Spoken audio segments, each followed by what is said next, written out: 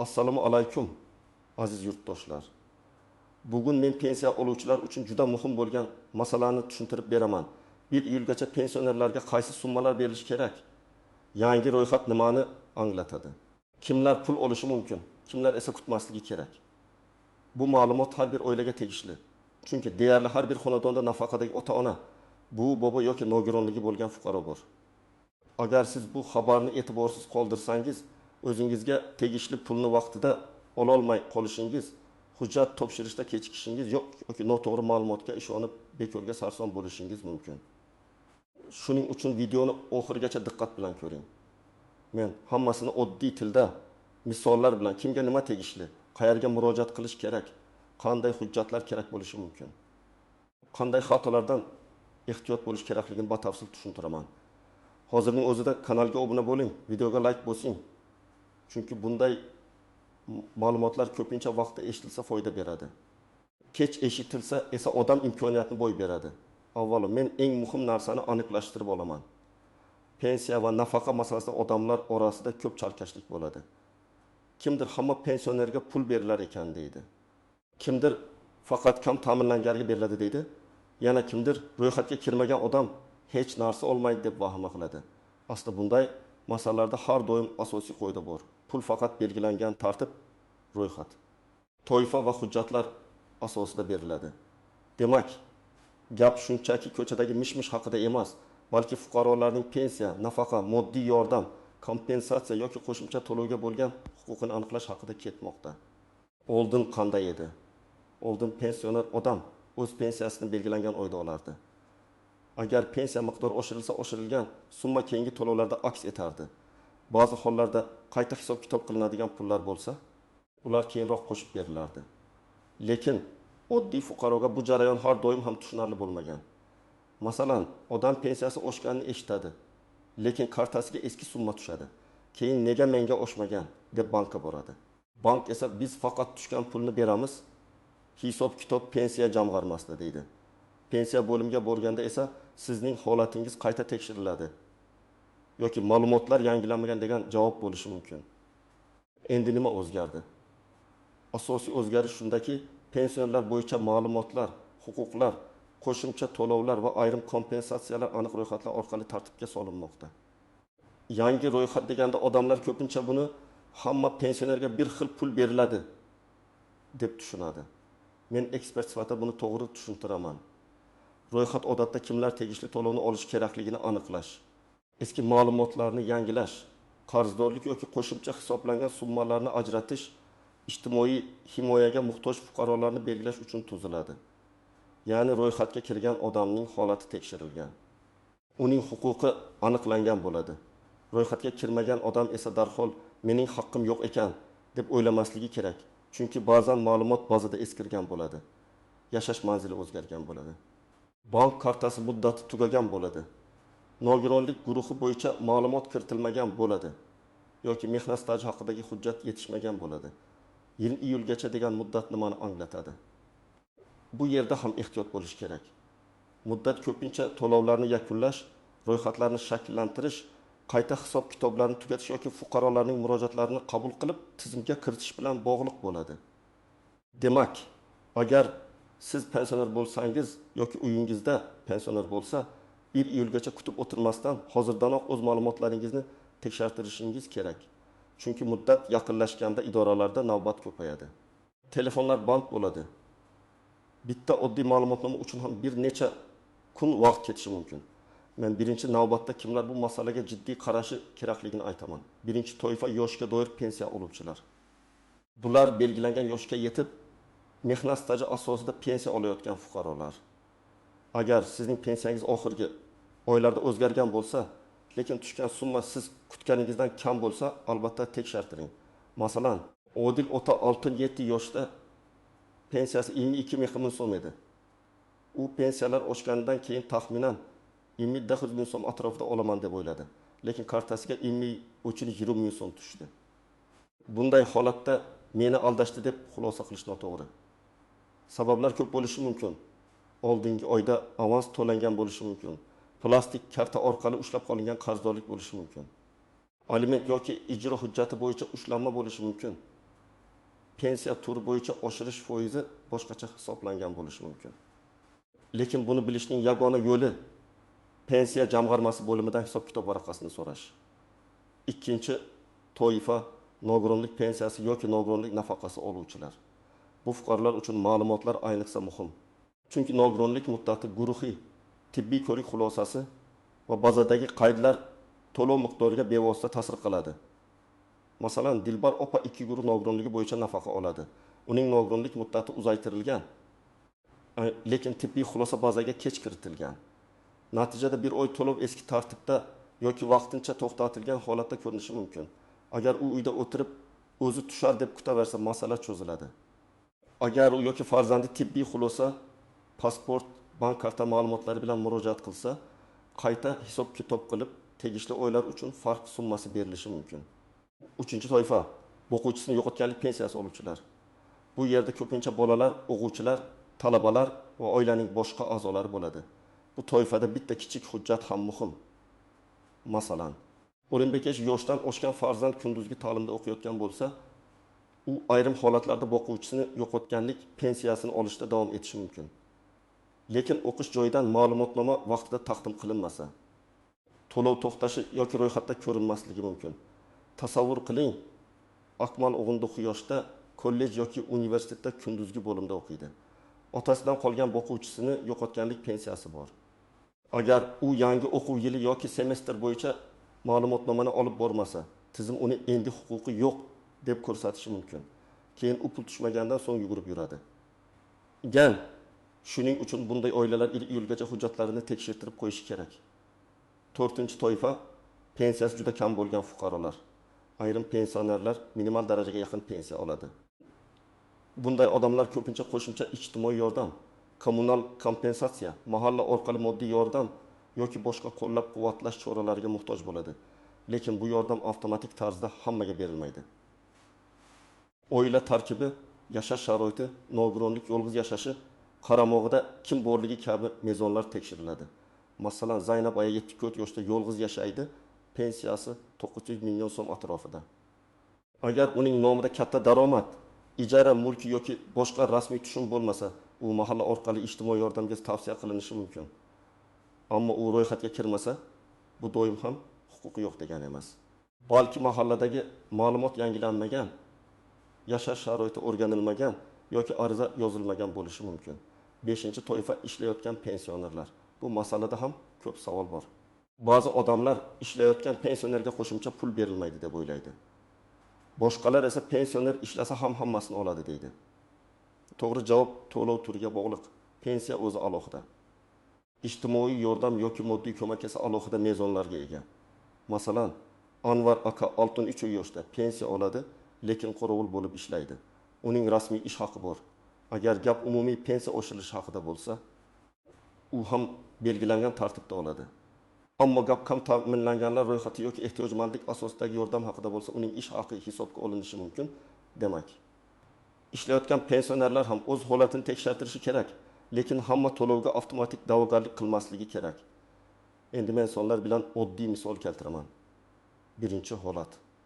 Pensionerning oylik pensiyasi 20 ming so'm bo'lgan, qayta hisob-kitobdan keyin 20 ming so'm bo'lishi kerak. Agar 2 oy davomida eski summa tushgan bo'lsa, farq har oy uchun 1,20 ming so'mdan jami 2 marta ming so'm bo'ladi.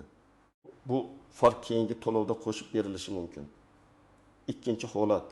Pensionerga kommunal xarajatlar uchun alohida kompensatsiya yoki boshqa qo'shimcha to'lov belgilangan bo'lsa, bu pensiyaning ichiga qo'shilib tushishi yoki alohida ko'rinishi mumkin. Uchinchi holat.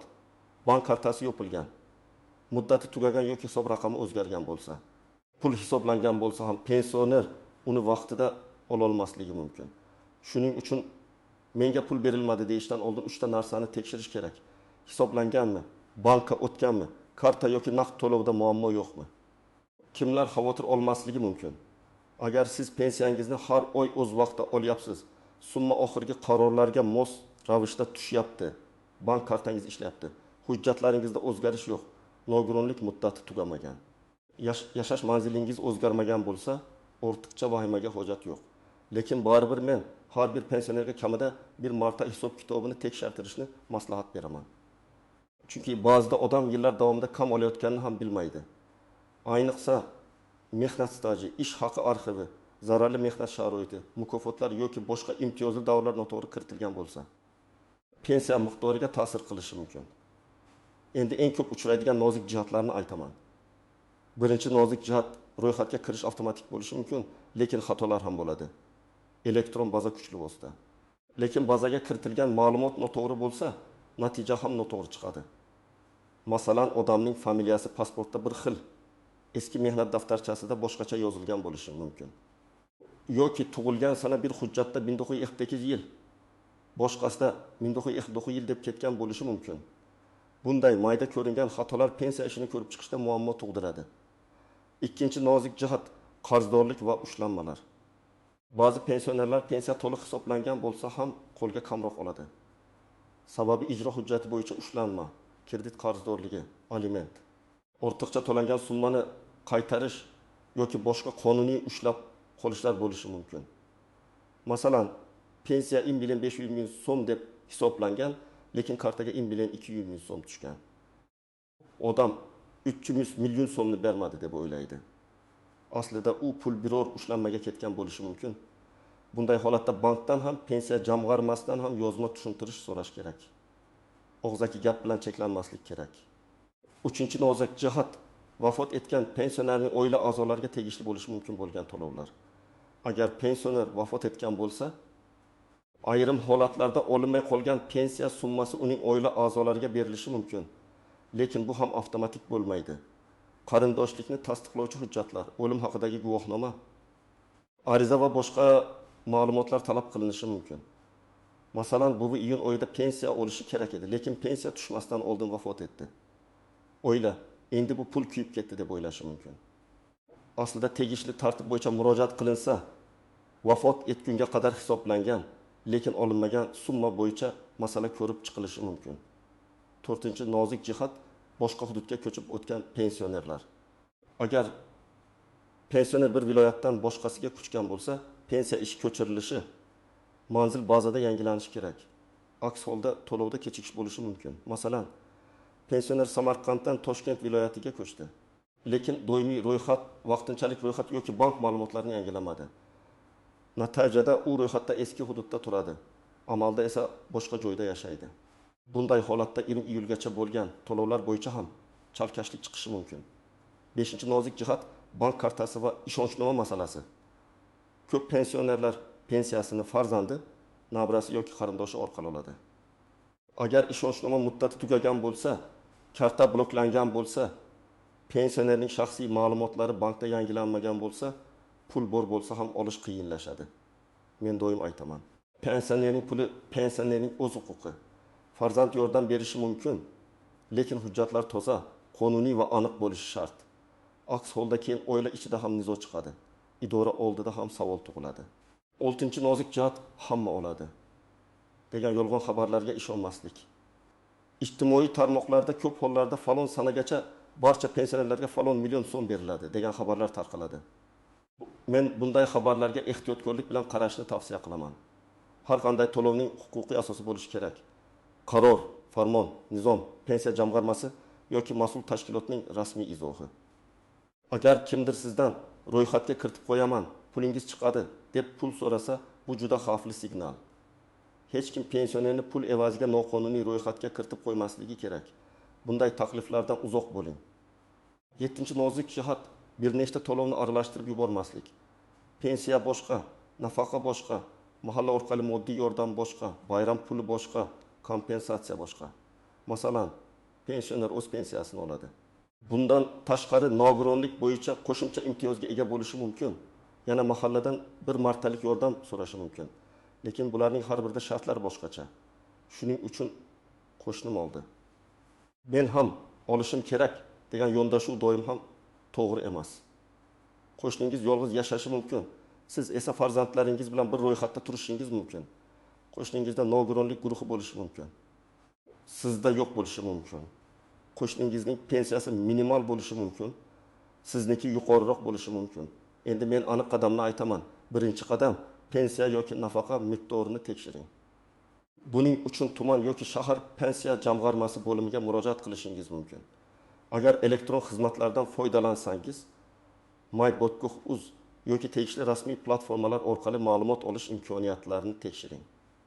Siz menga oxirgi 3 oyda qancha pensiya hisoblangan, qancha to'langan, ushlanma bormi, qayta hisob kitob bormi degan savollarga javob olishingiz kerak.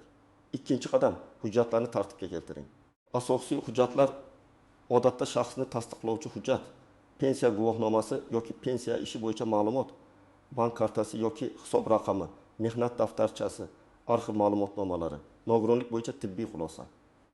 Boquvchisini yo'qotganlik holatida o'lim guvohnomasi va qarindoshlikni tasdiqlovchi hujjatlardan iborat bo'lishi mumkin. Har bir holat alohida ko'riladi. Shuning uchun menga aynan qaysi hujjat kerak deb idoradan yozma yoki aniq javob oling. Uchinchi qadam, agar pul tushmagan bo'lsa, avval bankni tekshiring. Ba'zan muammo pensiya jamg'armasida emas, bank kartasida bo'ladi. Karta muddati tugaganmi, hisob raqami yopilmaganmi? Karta bloklanmaganmi? SMS xabarnoma ishlayaptimi? Boshqa hisobga o'tib ketmaganmi? Bularni aniqlang. Bank pul kelmagan desa, keyin pensiya jamg'armasiga boring. Pensiya jamg'armasi pul o'tkazilgan desa, bankdan yozma izoh so'rang. Ikki tashkilot orasida og'zaki yurib qolmaslik uchun hujjatli javob muhim. 4-qadam, mahallaga murojaat qiling. Agar pensioner yolg'iz yashasa, daromadi kam bo'lsa, davolanishga muhtoj bo'lsa, uy-joy sharoiti og'ir bo'lsa, mahalla orqali ijtimoiy himoya masalasi ko'rib chiqilishi mumkin.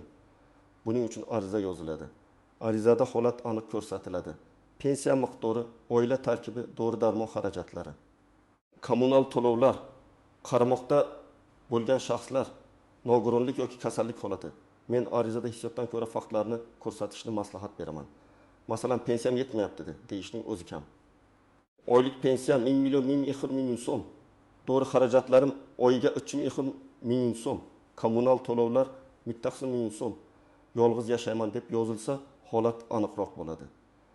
5-qadam, ariza berganingizda nusxa va ro'yxat raqamini oling. Ko'p odamlar ariza beradi, lekin keyin uning qayerdaligini bilmaydi. Har bir murojaatda sana kim qabul qilgani, kirim raqami yoki tasdiq bo'lishi kerak. Agar siz telefon orqali murojaat qilsangiz, qaysi raqamga qo'ng'iroq qilganingizni, qachon gaplashganingizni yozib qo'ying. Agar elektron murojaat qilsangiz, javob keladigan kabinet yoki raqamni saqlab qo'ying. Bu sizning huquqingizni himoya qiladi. 6-qadam. Agar javobdan norozi bo'lsangiz, yuqori tashkilotga murojaat qiling. Tuman bo'limi javob bermasa yoki tushuntirish yetarli bo'lmasa, viloyat darajasidagi mas'ul idoraga, tegishli vazirlik yoki rasmiy qabul platformalariga murojaat qilish mumkin. Lekin murojaatda aniq yozing. Falon sanada murojaat qildim. Falon summa bo'yicha tushuntirish so'radim. Javob ola olmadim yoki hisob kitob varaqasida mana bunday farq bor. Umumiy shikoyat ko'pincha cho'ziladi. Aniq faktli murojaat esa tezroq ko'rib chiqiladi. 7-qadam, pensionerning yaqinlari ham yordam bersin. Lekin hammasini o'z nomiga o'tkazib olmasin. Men farzandlarga alohida murojaat qilaman. Ota-onangizning pensiyasi ularning yashash, davolanish, oziq-ovqat va kundalik ehtiyojlari uchun. Siz ularga hujjat yig'ishda, bankka borishda, ariza yozishda yordam bering. Lekin ularning kartasini olib, o'zingiz xohlagancha ishlatish noto'g'ri. Agar pensioner yura olmasa, qonuniy ishonchnoma qiling, shaffof bo'ling. Har bir tushgan va olingan pulni o'ziga tushuntiring. 8-qadam, 1 iyulgacha kutmang. Eng katta xato hali vaqt bor deb yurish. Hujjatdagi bitta xato. Bankdagi bitta muammo yoki bazadagi bitta eski ma'lumot to'lovini kechiktirishi mumkin. Bugun tekshirtirsangiz, ertaga tuzatish imkoniyati bor. Oxirgi kunlarga qoldirsangiz, navbat, bandlik, idoralardagi yuklama sabab vaqt cho'ziladi. Ayniqsa nogironlik hujjati, o'qish ma'lumotnomasi, arxivdan ish staji tasdiqlash kabi masalalar bir kunda bitmasligi mumkin. Men yana bir real hayotga yaqin misol beraman. Mahalla hududida 3 nafar pensioner bor deb tasavvur qilaylik. Birinchisi, Rahim aka pensiyasi o'z vaqtida tushyapti. Bank kartasi ishlayapti. Hujjatlari joyida. U faqat hisob kitobini tekshirtirib qo'ysa yetarli. Ikkinchisi, Munira opa yolg'iz yashaydi. Pensiyasi kam, dori xarajati yuqori. U mahallaga ariza yozish, tibbiy ma'lumotlarni qo'shishi va ehtiyojmandlik bo'yicha o'rganishni so'rashi kerak. Uchinchisi, Komil aka. Boshqa viloyatdan ko'chib kelgan. kartasi eski. Manzili bazada yangilanmagan. U birinchi navbatda manzil va bank ma'lumotlarini yangilashi kerak. Ko'ryapsizmi? Uchalasi ham pensioner, lekin uchalasining vazifasi boshqa. Yana bir misol. Pensioner ayolning pensiyasi 1.300.000 so'm, lekin u 1.200.000 so'm olyapman deb o'ylaydi. Tekshirilsa 2.200.000 so'm ijro hujjati bo'yicha ushlanayotgan bo'lishi mumkin. Bu noqonuniy degani emas. Lekin pensioner nima uchun ushlanayotganini bilishga haqli. Agar ushlama noto'g'ri bo'lsa, uni bekor qilish yoki qayta ko'rib chiqish uchun ijro organiga murojaat qilinadi. Agar ushlama qonuniy bo'lsa, unda qarzdorlik qachon tugashi, har oy qancha ushlanishi va qolgan miqdor qancha ekanini bilish kerak. Eng muhim tavsiyam shuki, har bir pensioner o'z pensiyasining egasi bo'lishi kerak. Ya'ni faqat pul tushishini kutib o'tirmasdan miqdorini bilishi, qanday hisoblanganini so'rashi, hujjatlarning to'g'riligini tekshirishi, kerak bo'lsa yordam so'rashi kerak. Pensiya bu sadaqa emas. Bu yillar davomida qilingan mehnat, qonun bilan belgilangan huquqdir. Shu sababli uni talab qilish uyat emas, balki to'g'ri fuqarolik pozitsiyasidir. Demak, iyulgacha pensionerlar uchun muhim davr. Yangi ro'yxat. Qayta hisob-kitob, qo'shimcha to'lovlar yoki ijtimoiy yordam masalasida eng avvalo o'z holatingizni aniqlang. Hamma pensionerga bir xil pul beriladi degan gaplarga ishonib qolmang. Lekin menga baribir tegmaydi deb ham befarq bo'lmang. Pensiya jamg'armasida hisob-kitobni tekshiring, bank kartangizni ko'ring. Mahallaga ehtiyojingiz bo'lsa murojaat qiling. Hujjatlaringizni tartibga keltiring va hamma murojaatni rasmiy qiling. Agar siz pensioner bo'lsangiz yoki ota-onangiz, bu bobongiz pensiya olsa, bugun ularning pensiya summasini, bank kartasini va hujjatlarini tekshirib qo'ying. Izohlarda yozing, sizning hududingizda pensionerlarga to'lovlar vaqtida tushyaptimi? Kimdir qo'shimcha summa oldimi? Kimda muammo bor? Videoga like bosing. Kanalga obuna bo'ling va yaqinlaringizga ham yuboring. Chunki bitta vaqtida berilgan ma'lumot bir oilaning pulini, vaqtini va asabini saqlab qolishi mumkin.